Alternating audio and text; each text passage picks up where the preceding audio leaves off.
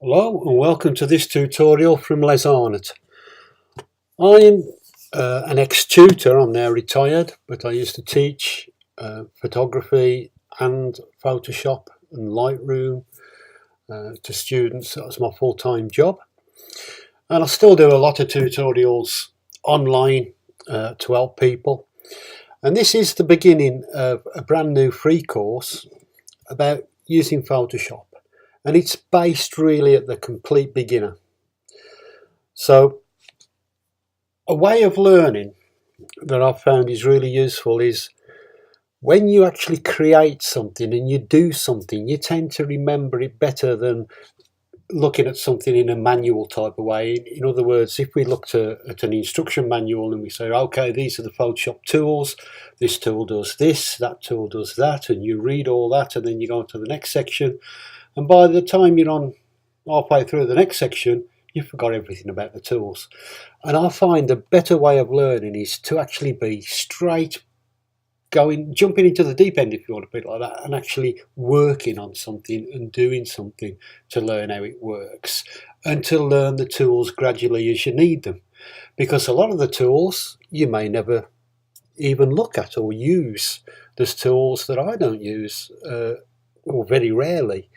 Even after my years and years of using Photoshop, there's things that I don't use, and there's some things that I use every time. So really, I think it's a much better approach to learn the things in a user way, to actually get a photograph and do something with it and learn the techniques that way. So that's the way we're going to run this course. And the first thing we're going to look at is, first of all, just opening a file and looking at what are called layers, because Photoshop really is all about this layer technique where you can put an image on top of another image and create a layer, or an adjustment that works as a layer over the top of the original image. So to understand that, we're just going to open a picture, and just like any other program, we'll do it the straightforward way. There's lots of different ways of opening Photoshop. You can open a picture directly into Photoshop from Lightroom or any other program, but we'll just open the program. So we've got the actual program open here. We've got Photoshop, and we just go to File, Open. I'm going to choose a photograph. So I'm just going to choose this all, and there we go. So that's the first thing it opens. Now it opens at a set size. So that's the first thing we're going to look at, because we want to be able to have it at a size where it's comfortable to work with. If it's too small, we need it bigger. If it's too big, we need it smaller so we can see it all. So we're not going to go through all the different techniques of doing that. I'm just going to show you two quick ways of resizing the picture in ways that would be useful to you. So we've opened the picture. Let's say we want that to fill the screen without any parts disappearing behind the bounds of the window. Now, if we look down the tools on the left-hand side, so basically Photoshop is made up of different parts, and we'll learn these parts as we go along, not all in one section. So on the left-hand side, we've got all the tools. On the right-hand side, we've got a few different things on there. We've got palettes, what are called palettes. So we've got 3 different palettes on there, or 3 rows of palettes.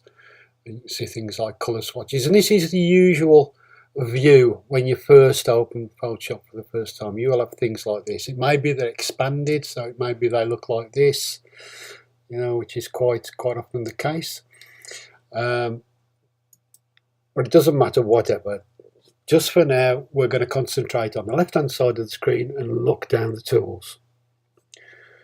So on these tools, if you go down them, and if you put your mouse over them, sometimes you get these little indicators, especially the first time when you open Photoshop, you'll have these tools on. You can get rid of those, but they're handy for the beginner. And it tells you a little bit about it. It says that that's the hand tool, for instance. That's the type tool, horizontal type tool. It tells you a little bit about it. what we're looking for is towards the bottom there, you've got the hand tool. That's what we're looking at. And all we're going to do with this is double click it. So I'm going to click it twice. 1, 2. There we go. And now if you look at the picture, straight away that has filled the screen with the picture as big as it can get it without chopping any of the top or the bottom off or the sides. So that is really nice to learn that technique. Another one, if we look just underneath that, it looks a bit like what some people say looks like a lollipop. It's the zoom tool, the magnifying glass. And if we double click that, what that actually does is it makes the picture 100%. So the actual size of the image.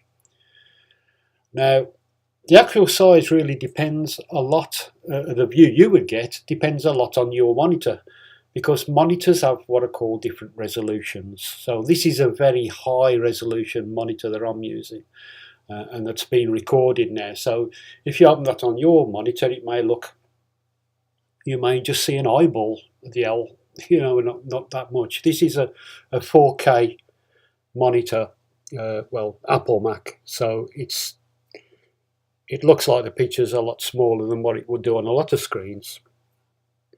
But the tools work in the same way. So basically 100% is actual size, and if we double click the hand tool, it will fill the screen. Whatever size the picture is, it will fill the screen so nothing is being chopped off.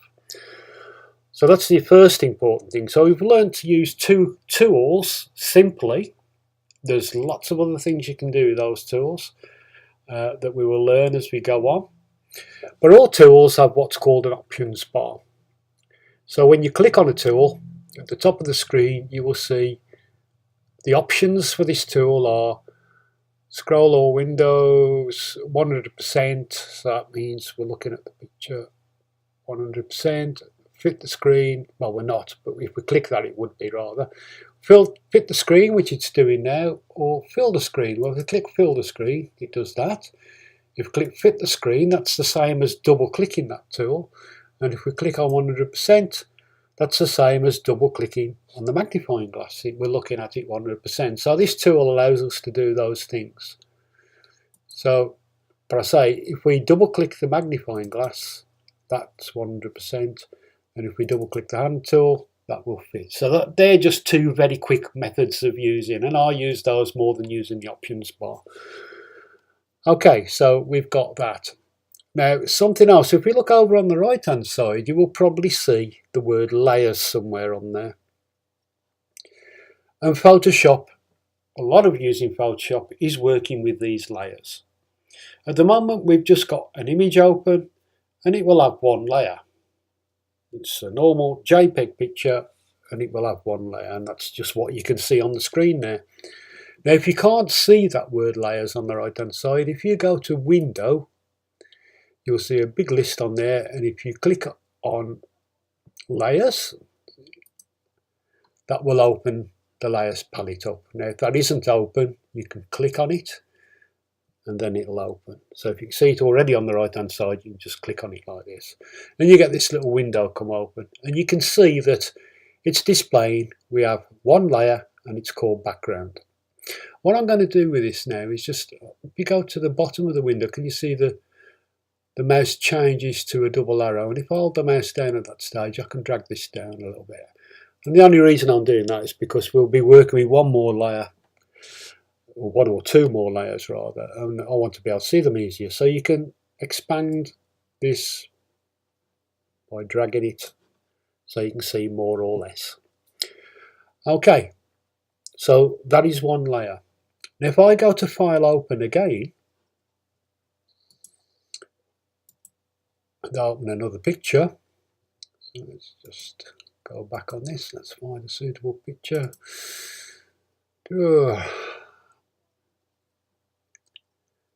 Let's just see something suitable. Let's just open this one.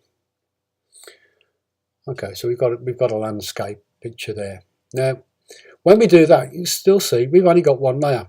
Now, the reason is we've jumped from one file to another, and if we look above the picture, we've got these tabs, and we've got two files open. So when I look at background on that, I can see that layer it's just got one layer, and if I click on this image, so if I click on that tab, I can go to the other picture, and I can see I've got one layer on that. So if we got more than one picture open, we can use the tabs and click on them to swap from one picture to the other. Now I'm on this one, and we're going to learn another tool now, and that is called the Move tool. So this will be our third tool that we've learned. We can double click the Zoom tool, which makes it fit the screen. Actually, we'll double click the Hand tool in this case to make that fit the screen, just like we did the last one. And we're now going to use the top tool, which is called the Move tool. So look for that little cross there and the Move tool, and I'm going to click on that. And what this allows you to do is to move an image. Now it won't let me move this. When I try and drag it, it will say the current selected layer is a background layer. You cannot move a background layer. Okay, I'll just click cancel on that. You can't. If you'd got a layer on top of that, you'd be able to move it, but you can't move a background layer because it's locked. It's fixed in position. But what we can do, if I put my mouse in the middle of this picture, or anywhere on the picture, and hold the mouse button down without letting go. So I'm dragging this without keeping the mouse button down, and I'm going to go to the other tab. And when I do that, I've still got the mouse button down, and I move on to this screen and let go of the mouse. Look what's happened. What I've actually done, if I click back on this tab, that's that picture, and what I've done, I've dragged that using the Move tool onto the top of the other picture. And if I look at the layers now, you can see we've got two layers. I've got background layer and layer one. Layer one is this image I've put on top. And because I've still got the Move tool on, I can click on this and I can move this around. I can move it over the top of the other picture. So I'm going to put it there for now. Now, what you can also do now is we can look at some of the things on the layer palette. And this is called the layer palette. So it shows us the layers, and anything we can do with the layers is within this palette. And we're just looking above there where we can see the words normal and opacity. And we'll look at opacity first. And if I click on that, can you see I can drag this little slider down that comes up below, and can you see it's making it less transparent? And now I can see the owl coming through there. So I'm mixing the two pictures together by lowering the opacity. And if I drag it all the way down, we can just see what's below it. If I drag it all the way up, all I can see is that. So when we've got a layer, and we're not talking about the background layer now, you can't lower the opacity of the background layer. Well, you can, but there's a way to do that. But a normal background layer, it is locked and you can't lower the opacity. Any layers above that, you can. So you can change the opacity of anything above that layer. Okay, so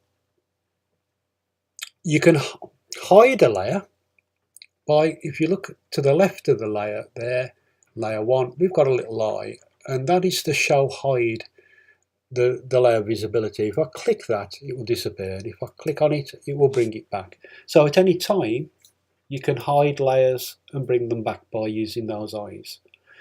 If I click the eye on the background layer and I click this eye, we see nothing. If I click on that one, I'll bring that one back. If I click on that, I'll bring this one back. Okay, so we've learned quite a lot up here. We've learned to use a few tools, and we've learned a little bit about layers. Now we'll continue with learning about layers and different things we can do. And there's all complex things you can do. You can chop parts out and all that. All that will come at a later stage. What we want to look at now is the different modes of layers. And these are called blending modes. So we can actually blend this picture into the one below by using a blending mode. And if we look where the word normal is, and I click there, we get this long list of different blending modes. And the top ones, you can see they're all segmented, they've all got lines on there.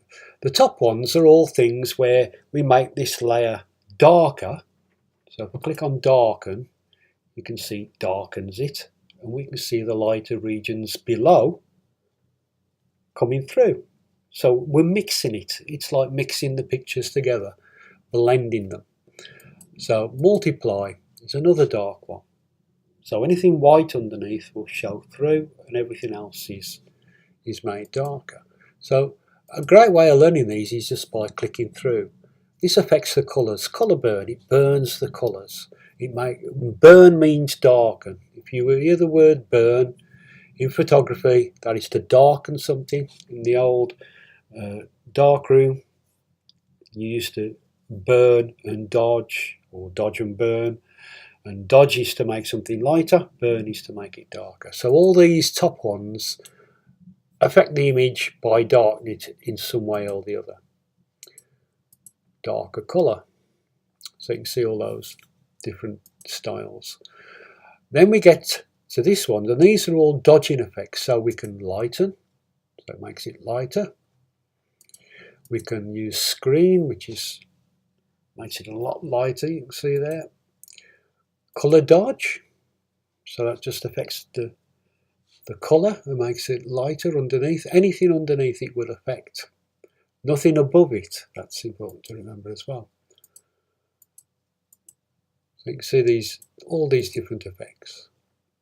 And then we get different effects like what we call overlay, which is quite nice and quite often used. The overlay and soft light are two blending modes that I probably use the most out of all of them.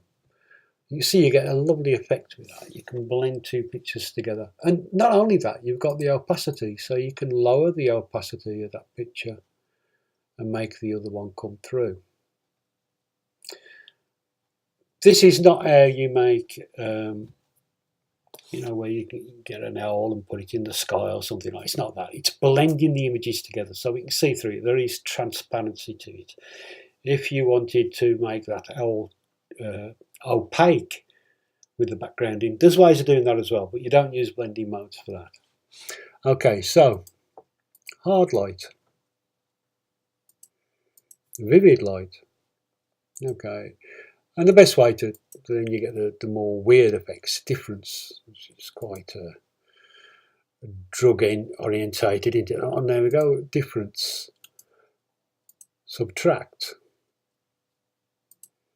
So all these different blending modes affect the picture in a different way. That's saturation, colour, and luminosity. All the different ones there. Okay, let's go back to the very top and click on normal. So you can see we can alter things, we can change the blending modes, we can move it around by using the move tool, and so on. But what we're going to do now is we're going to learn how we can actually get another layer on there. So I'm going to go to File, Open again. Not sure what I've got really. That would be, nothing's going to be suitable as such, but it just shows us the effect. Let's go with this sheep here. Okay, so we've got a little lamb. And again, we've got the move tool already on. So I hold down and it's the first of the tabs. So I'm dragging down, keeping the mouse button down. I get onto the first tab, keeping the mouse button down, and then I let go and I'll get that. Now, what I can also do with the move tool is resize. So if I go to what I called the options bar before, you remember saying the options bar, you've got some options along here. And one is show transform controls, and that means these little, what are called graphic handles that you can see in the corners of the picture. And that is ticked. Now, if I take the tick off, you can see those disappear.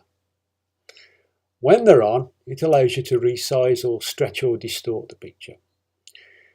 Auto select, I will talk about at a later stage, but basically make sure that is not ticked.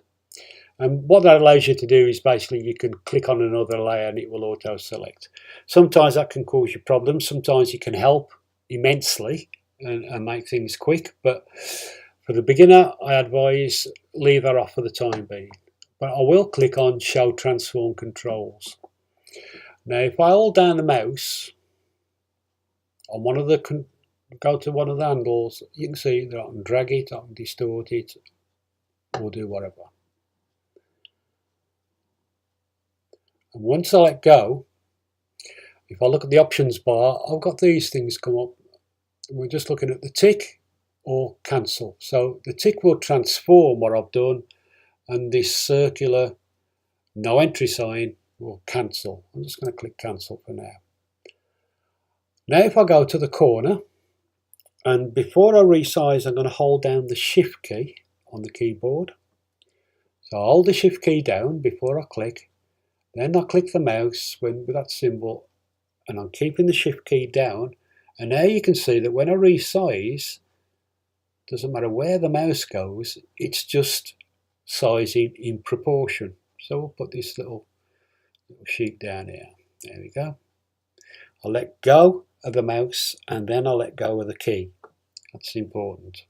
Otherwise it could distort. If you let go of the keyboard first, it will distort. So you let go of the mouse, then the keyboard. So I'm going to put that down there. Now I need to click on that tick to confirm that is what I want, and then it's resized. And you can see I can still move that around whenever I want. And if we look at the layers now, you can see that it's on the top.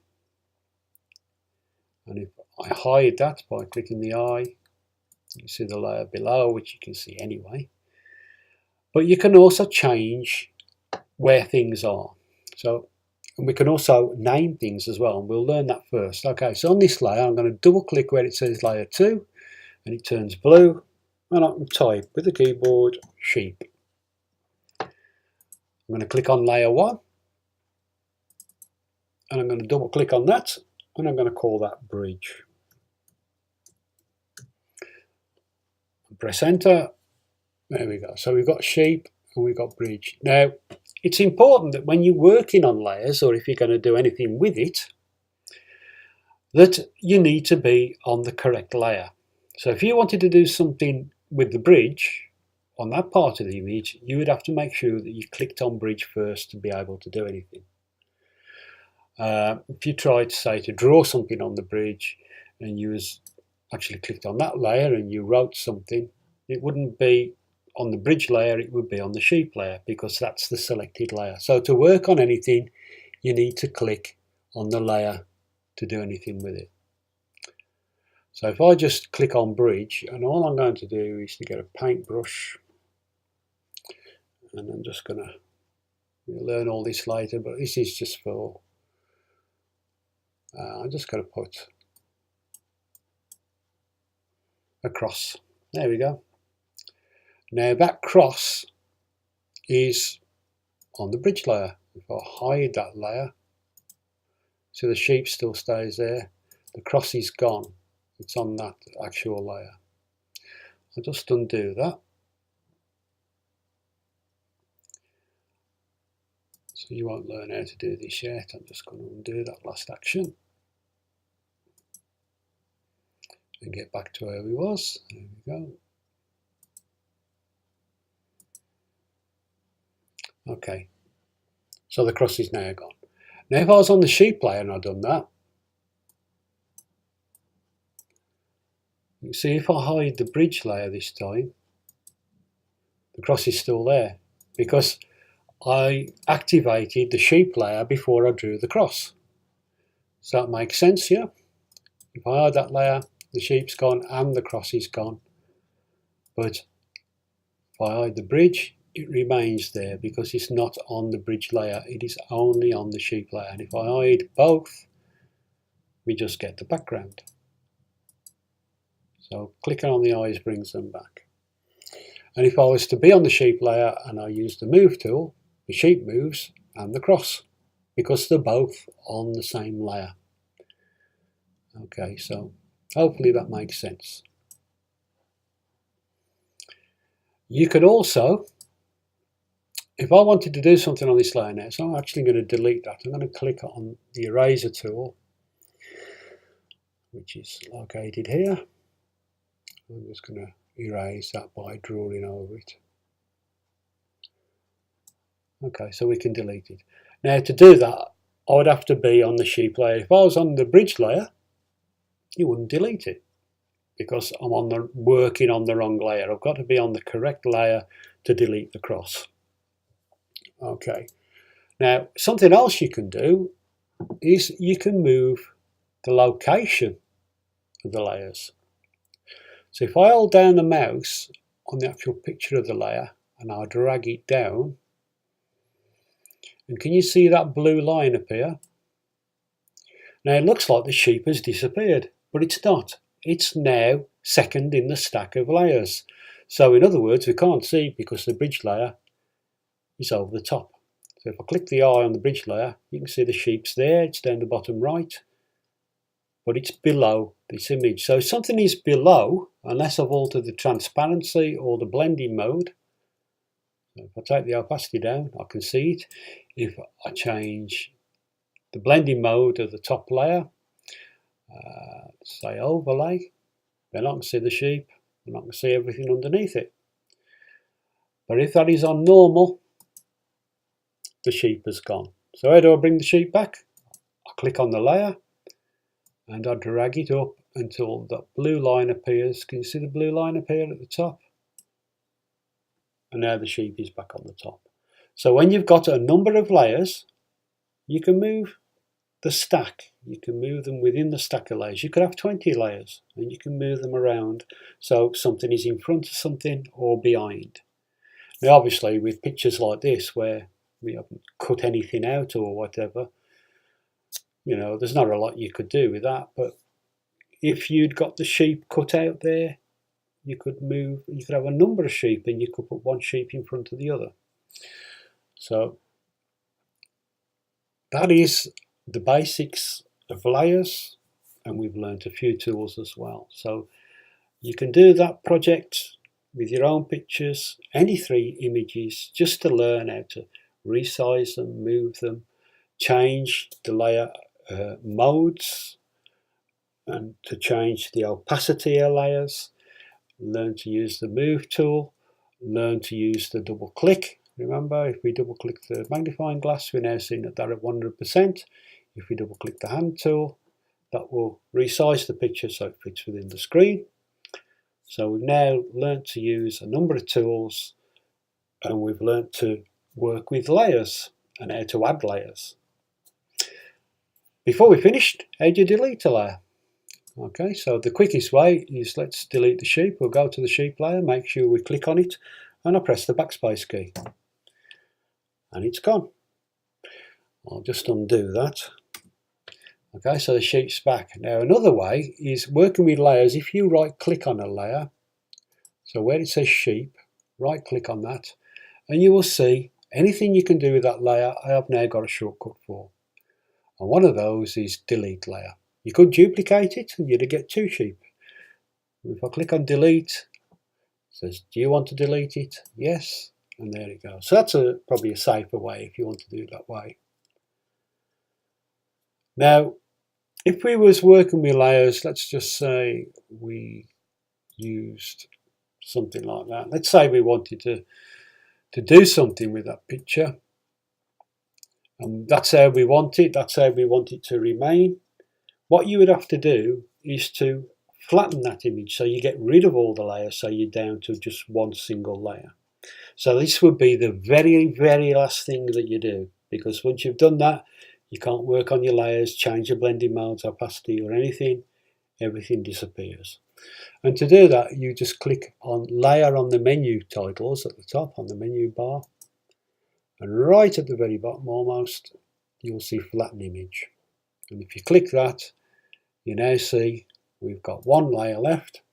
And if I was to save that, it would overwrite that file, whichever file I was working on originally, which was the owl. It would overwrite that and save it like that. So that's where you've got to be careful. If you've altered a picture and you want to keep both versions, go to File, Save As, not File Save. File Save will just update your file.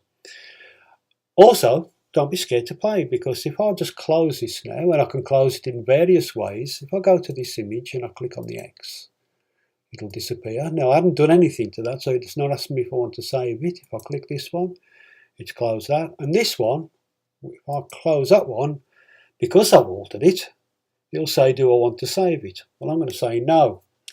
And then it shows you can play as much as you want with your pictures. You're not going to ruin them or do anything with them. Unless you say save, you can just play to your heart's content, and you're not going to disrupt anything. So I'm going to say don't save, and I'm back to there. Okay, so I hope you enjoyed the first lesson and you learned a lot from that. So we've learned a little bit about layers and a few of the tools in Photoshop.